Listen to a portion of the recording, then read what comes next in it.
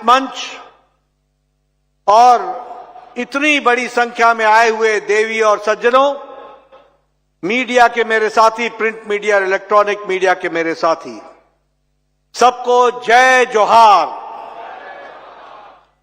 आज जब मैं माता कौशल्या के जन्म स्थान पर आया हूं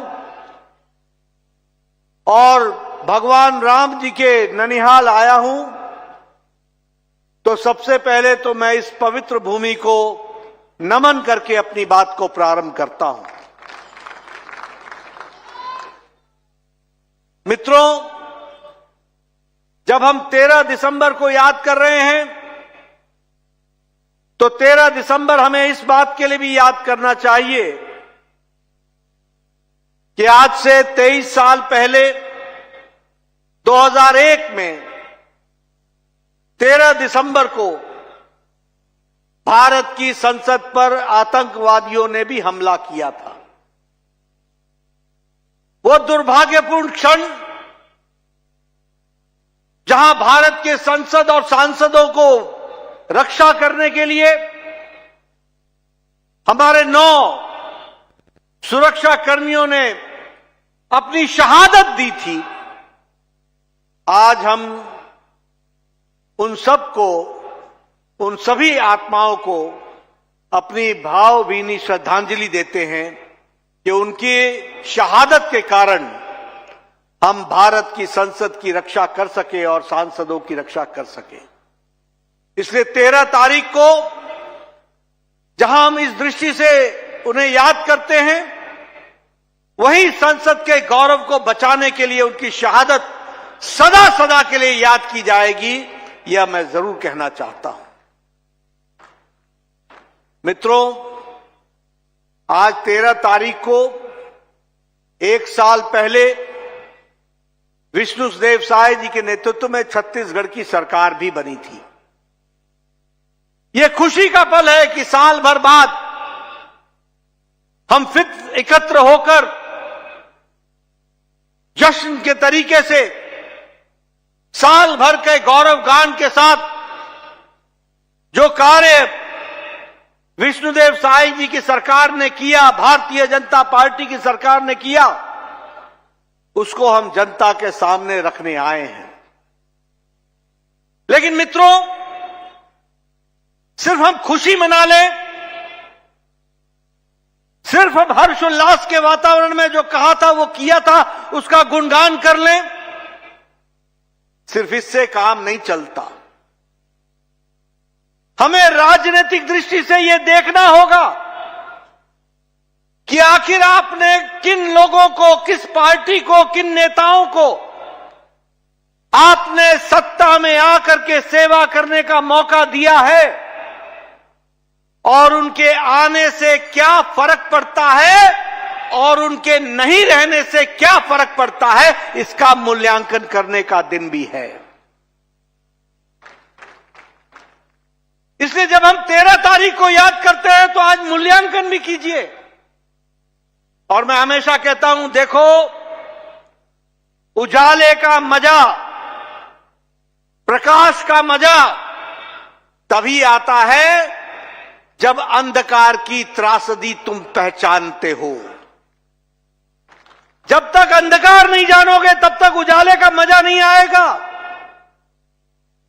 और जब मैं अंधकार की बात करता हूं तो याद करो, 5 साल पहले इसी छत्तीसगढ़ में आकर के राहुल गांधी ने कहा था कि कांग्रेस को जिताओ, तुम चुनाव जिताओगे और इधर 1, 2, 3, 4 गिनोगे और 72,000 रुपए महिलाओं को मिल जाएगा। यह राहुल गांधी ने कहा था। कहा था कि नहीं कहा था भाई? बोलो जरा, जोर से बोलो, कहा था कि नहीं कहा था? मेरे को जरा ऊंचा सुनता है। कहा था कि नहीं कहा था? 5 साल अंधकार में गए कि नहीं गए? मिला क्या? और यहां आपने विष्णुदेव जी को मुख्यमंत्री के रूप में बैठाया, पहली कैबिनेट में प्रधानमंत्री ग्रामीण आवास योजना लागू कर दी और महतारी वंदन योजना को भी उसकी पहली किस्त देने की तैयारी कर दी। ये फर्क पड़ता है। बोलो, अंधेरा और उजाले का अंतर समझ में आया कि नहीं आया? आया कि नहीं आया? अब याद रखना, अगर उजाले को संभाल के नहीं रखोगे तो अंधेरा आने में देर नहीं लगती है। और इसीलिए मैं छत्तीसगढ़ की जनता को आपके माध्यम से इस बात को बताने आया हूं कि सिर्फ महतारी योजना की बात नहीं है, यह नीयत की बात होती है, यह नीयत की बात होती है।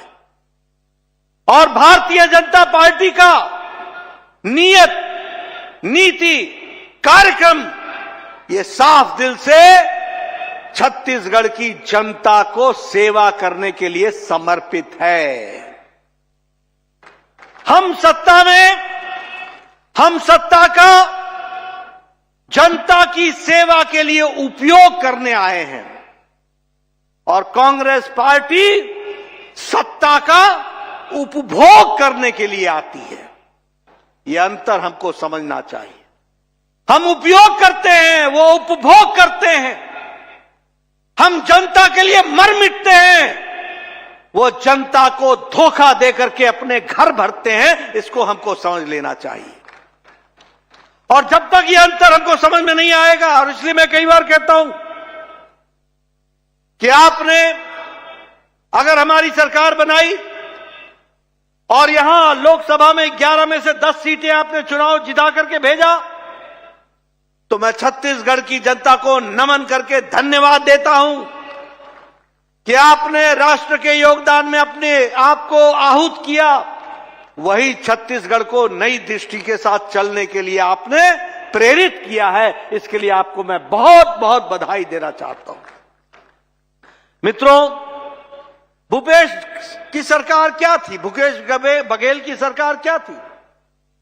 भूपेश बघेल की सरकार थी भ्रष्टाचार की, करप्शन की, कमीशन की, क्रिमिनलाइजेशन की, अपीजमेंट की, वोट बैंक की, फूट डालो राज करो, इसी की तो सरकार थी।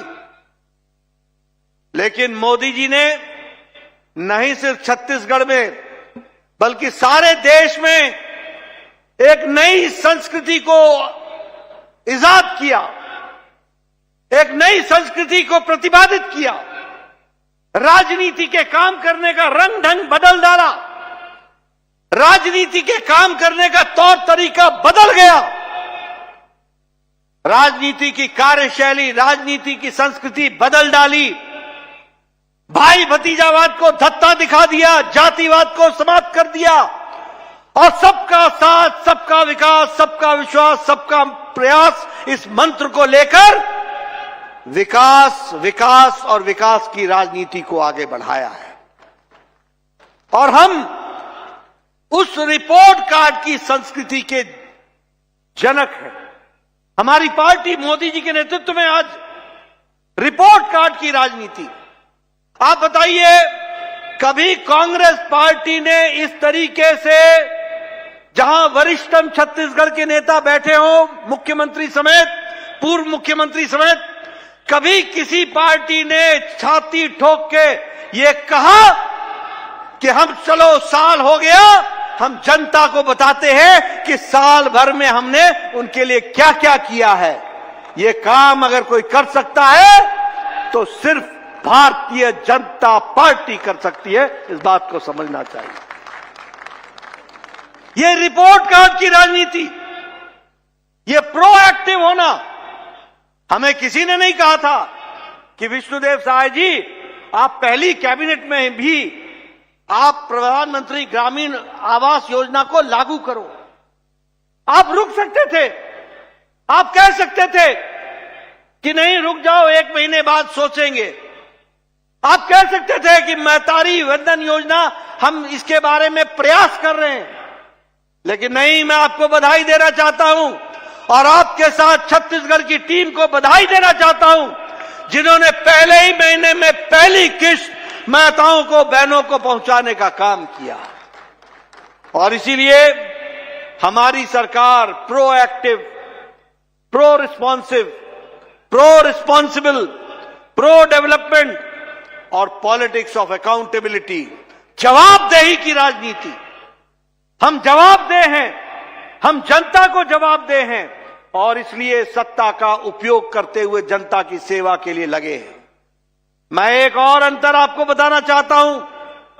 कांग्रेस पार्टी, भारतीय जनता पार्टी लोगों की सेवा के लिए बनी है और कांग्रेस पार्टी लोगों का हथ छीन करके मेवा खाने वाली पार्टी है। वो मेवा खाते हैं और ये सेवा करते हैं। और इसलिए आपके माध्यम से मैं छत्तीसगढ़ की जनता को आह्वान करना चाहता हूं कि कांग्रेस पार्टी को आराम दो और यहां बैठे लोगों को काम दो ताकि हम आपकी ज्यादा से ज्यादा सेवा कर सकें। हम गांव, गरीब, वंचित, पीड़ित, शोषित, दलित, युवा, किसान, इनके विकास और इनके सशक्तिकरण के लिए हम कटिबद्ध हैं। और ये देखिए, इसी का कारण है कि आज कृषि उन्नति योजना में लगभग 24,75,000 लोगों को 3,100 रुपए धान की खरीदी का दिया जा रहा है। बोलो, मिल रहा है कि नहीं मिल रहा है? मिल रहा है कि नहीं मिल रहा है? और उसी तरीके से 3,716 करोड़ रुपए जो भूपेश बघेल डकार गए थे, किसानों का हक मार गए थे, भ्रष्टाचार किया था, आपने विष्णुदेव सहाय जी ने 3,716 करोड़ रुपए पिछले 2 साल का, यानी पिछले साल से पहले के 2 साल का, वह भी बकाया किसानों के खाते में 12 लाख किसानों के खाते में पहुंचाया है। ये अंतर है, ये फर्क है जो हमको समझना होगा। उसी तरीके से इलेक्ट्रिसिटी का बिल, बिजली का बिल, सिंचाई के लिए हमारे दलित भाइयों को, हमारे आदिवासी भाइयों को, उनको मुफ्त में देने का निर्णय लिया और उसको धरती पर लागू किया। इसके लिए भी मैं बधाई देना चाहता हूं। अभी आपने सुदर्शन, पद्मश्री सुदर्शन पटनायक जी की वो कलाकृति देखी, आपने उसमें देखा होगा कि किस तरीके से आदिवासी भाई, जिनको तेंदुपत्ता का जो पैसा मिलना था उसको 5,500 प्रति बैग बढ़ा करके 14 लाख तेंदुपत्ता के विक्रेताओं को, उनको इकट्ठा करने वालों को, आदिवासी भाइयों को लाभ पहुंचाने का काम ये विष्णुदेव साय की सरकार ने किया है। इनको मैं बधाई देना चाहता हूं। महतारी वंदन योजना, अभी सुनने में आया कि कांग्रेस पार्टी वाले बरगला रहे हैं कि यह महतारी वंदन योजना अब नहीं चलेगी, अब नहीं चलेगी। मैं उनको यह जवाब देना चाहता हूं कि महतारी वंदन योजना तो चलती रहेगी, लेकिन कांग्रेस की खोटा सिक्का नहीं चलेगा, ये बात पक्की है। कांग्रेस का खोटा सिक्का नहीं चलेगा। क्या कहते थे कि महतारी वंदन योजना बंद हो जाएगी। महतारी योजना बंद नहीं होगी, कांग्रेस का भविष्य बंद हो जाएगा, ये बात पक्का है। इसको हमको तय कर लेना चाहिए।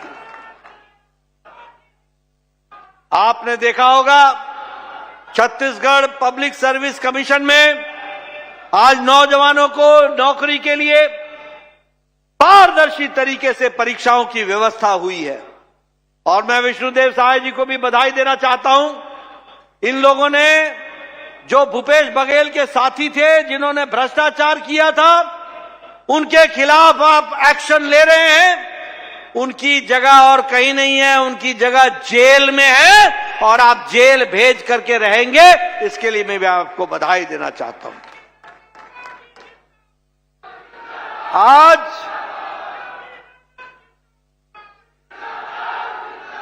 आज 7,000 नई नौकरियों के लिए और उसमें से 5 साल का एज का रिलैक्सेशन दे करके नौकरियों का आवेदन मंगवाया जा रहा है। मैं युवाओं को इससे बड़ा भेंट मैं क्या मानूं। ये युवाओं की चिंता करने वाली सरकार है। उसी तरीके से गरीबों के लिए प्रधानमंत्री आवास योजना में जहां 2044 करोड़ रुपए इसमें रिलीज किए गए और लगभग 5 करोड़ 11 लाख बेनिफिशियरीज को इसका 5,11,000 लोगों को इसका फायदा मिला है। वहीं 14 लाख है ना, 14 लाख विष्णुदेव जी, 14 लाख या 18 लाख? 18 लाख लोगों को ग्रामीण में प्रधानमंत्री आवास योजना के लिए आपने उनको स्वीकृति दी है। इसके लिए भी आपको बधाई देना चाहता हूं। मैं यहां यह भी बताना चाहता हूं कि प्रधानमंत्री मोदी जी ने आयुष्मान व्यय वंदन योजना को लागू कर दिया 29 अक्टूबर को, और मुझे खुशी है कि लगभग 50,000 कार्ड बन चुके हैं। और यहां बैठे सब लोगों के माध्यम से छत्तीसगढ़ की जनता को मैं बताना चाहता हूं, मोदी जी का अनुपम भेंट भारत के बुजुर्गों के लिए है।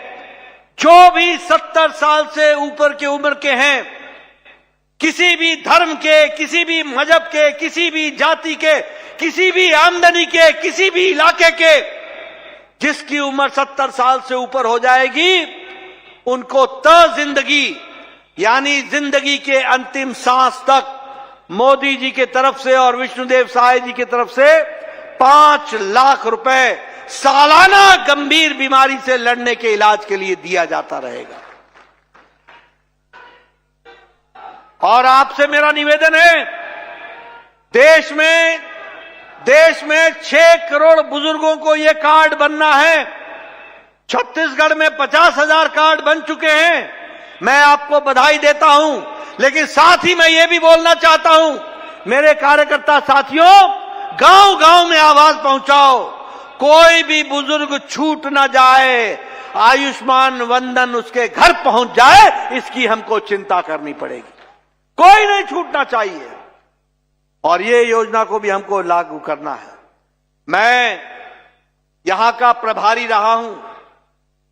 रमन सिंह जी मुख्यमंत्री होते थे, मैं उनके साथ प्रभारी रहा, लगभग 6-7 साल प्रभारी रहा। 2 विधानसभा के चुनाव देखे, 2 लोकसभा के चुनाव देखे। मैं बस्तर गया, मैं दंतेवाड़ा गया, मैं विजयपुर गया, मैं नारायणपुर गया, मैं कोंटा गया। मैंने ये सारे इलाके देखे हैं। लेकिन जब मैं जाया करता था तो डिप्टी कलेक्टर हमको बोलते थे, साहब सूरज ढलने लगा है, 4 बज चुके हैं, निकल जाइए वरना आपकी जिंदगी को खतरा है।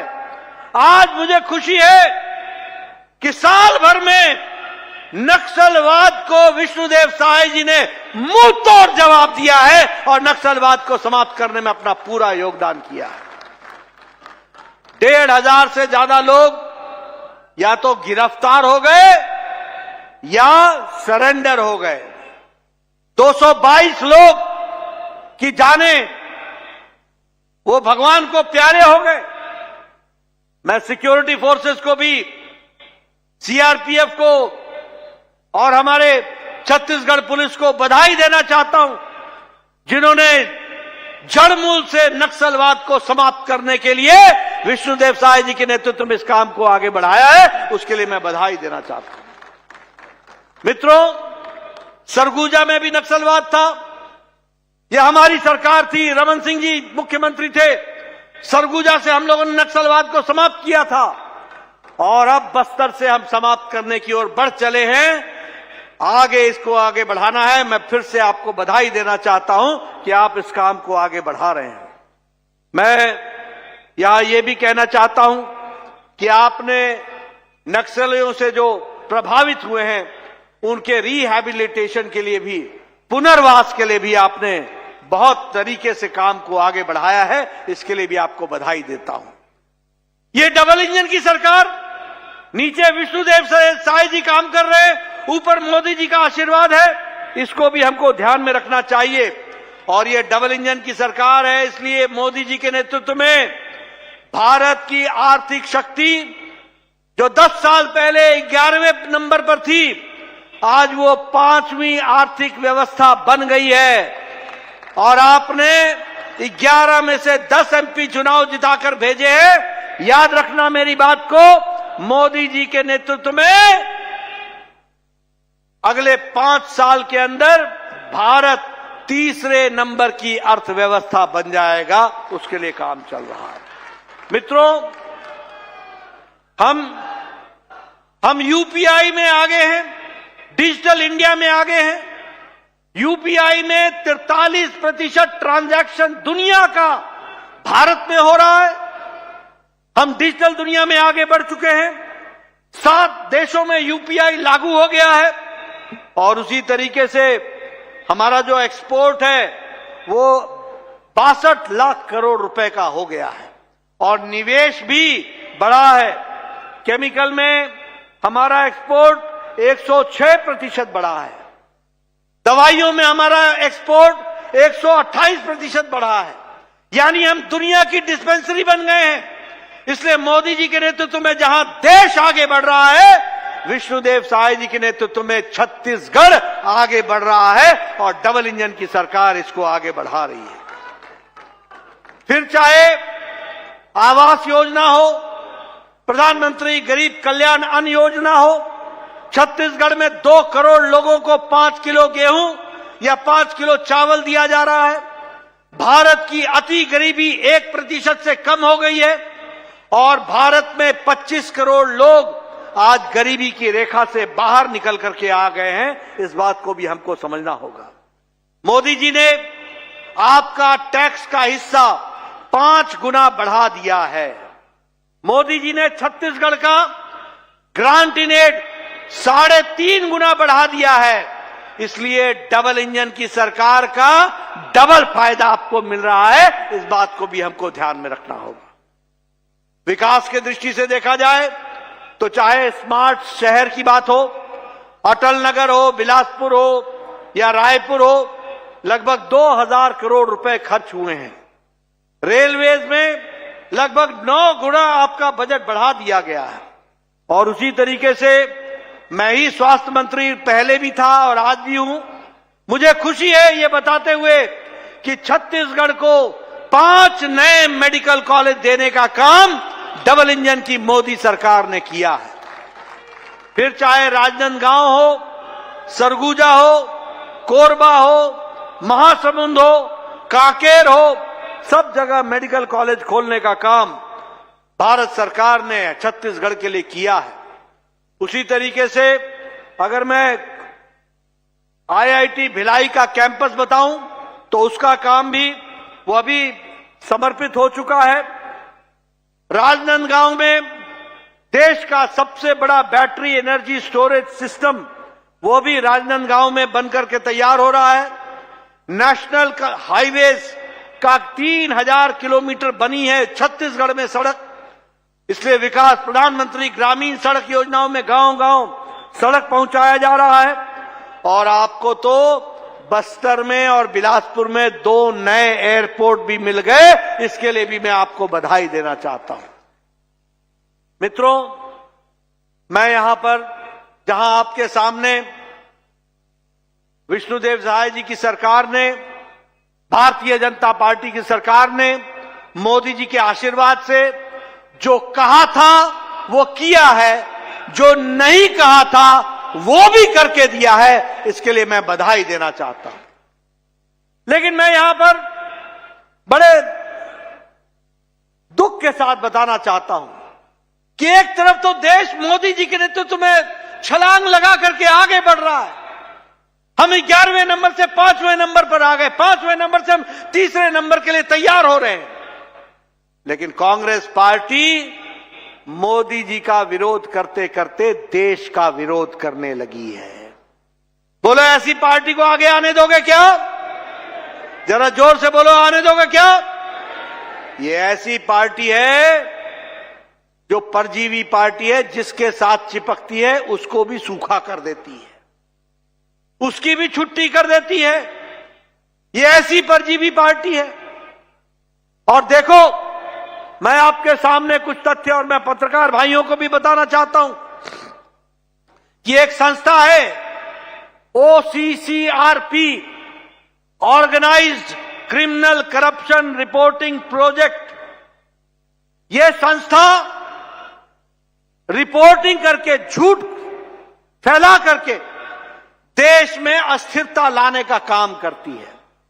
और ये जो जॉर्ज सोरोस है, जॉर्ज सोरोस, मैंने पार्लियामेंट में भी कहा कि सोरोस का और सोनिया गांधी का क्या संबंध है, ये देश को बताओ। देश को, भारत की आम जनता जानना चाहती है। ये सोरोस ऐसे OCCRP को फंड करता है, पैसा देता है, उसकी फंडिंग करता है। और आप देखो इसकी टाइमलाइन, ये रिपोर्टिंग करते हैं, पेगासस रिपोर्ट, ये 18 जुलाई 2021 को रिपोर्ट करते हैं और पार्लियामेंट का सेशन 19 जुलाई 2021 को लगता है। यानी जब जब पार्लियामेंट लगेगा तो देश में अस्थिरता लाने के लिए गलत खबर को चलाओ और यहां उसके भोपू के रूप में बोलने का काम leader of the opposition Rahul Gandhi करते हैं। बोलो, ये देश को अस्थिरता लाने का काम होता है कि नहीं होता है? पेगासस की झूठी रिपोर्ट आई थी कि नहीं आई थी? और उस पर पार्लियामेंट में नहीं चलने दिया था कि नहीं चलने दिया था? उसमें व्यवधान लाए थे कि नहीं लाए थे? उसी तरीके से BBC की डॉक्यूमेंट्री 2002 की गुजरात राइट पर, इसकी रिपोर्ट 17 जनवरी 2023 को आती है और 30 जनवरी को पार्लियामेंट लगती है और पार्लियामेंट में इस बात को उठाया जाता है। ये क्या संबंध है OCCRP, जॉर्ज सोरोस और राहुल गांधी और सोनिया गांधी का? यह भारत की जनता जानना चाहती है। आप देश में अस्थिरता लाना चाहते हो? आप देश को अस्थिर करना चाहते हो? ये भारत देश है, मोदी जी के नेतृत्व में तीव्र गति से आगे बढ़ रहा है, या कोई अस्थिरता की बात नहीं कर सकेगा।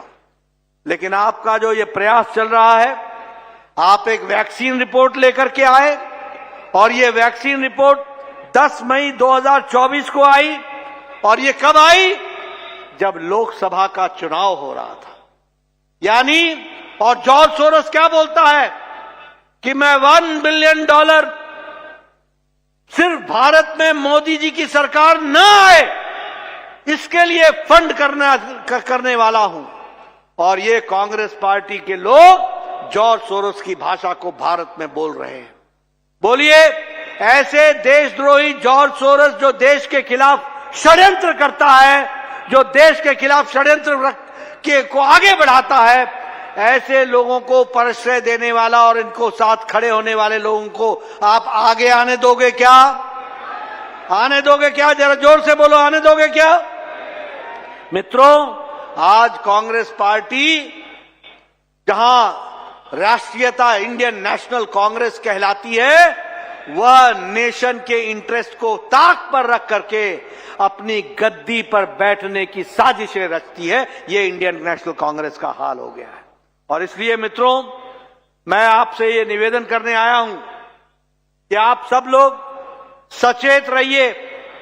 ये भूपेश बघेल हो या दिल्ली में राहुल गांधी हो, आज प्रियंका गांधी पार्लियामेंट में भाषण देते देते अपनी ही सरकार की बुराई कर गई, हिमाचल की सरकार की बुराई कर गई और कहने लगी कि किसानों का और बागवानों का बुरा हाल है। ये ऐसे लोग हैं जिनको सत्ता की कुर्सी हासिल करने के लिए ये भी नहीं पता चलता क्या बोलना, क्या नहीं बोलना, क्या सही है, क्या गलत है। ये ऐसे लोग हैं। और इसलिए मैं आपसे ये गुजारिश करने आया हूं, आपने बहुत अच्छा फैसला लिया कि आपने कहा अब न सहिबो, अब न सहिबो, तो अब आपने बदल के रहिबो, आपने बदल दिया और आपने सही बदला है और अब ना बदलियो, अब ना बदलियो, अब सही के सही रहियो, रहेंगे ना। और मैं फिर से भारतीय जनता पार्टी की सरकार, उनके 1 साल पूरे होने पर विष्णुदेव साय जी को और उनकी टीम को, सभी मंत्रीगण को, सभी विधायकों को बहुत बहुत बधाई देता हूं और सभी कार्यकर्ताओं को बधाई देता हूं।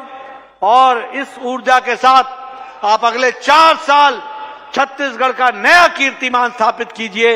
इन्हीं शब्दों के साथ बहुत बहुत धन्यवाद। जय भारत, जय छत्तीसगढ़।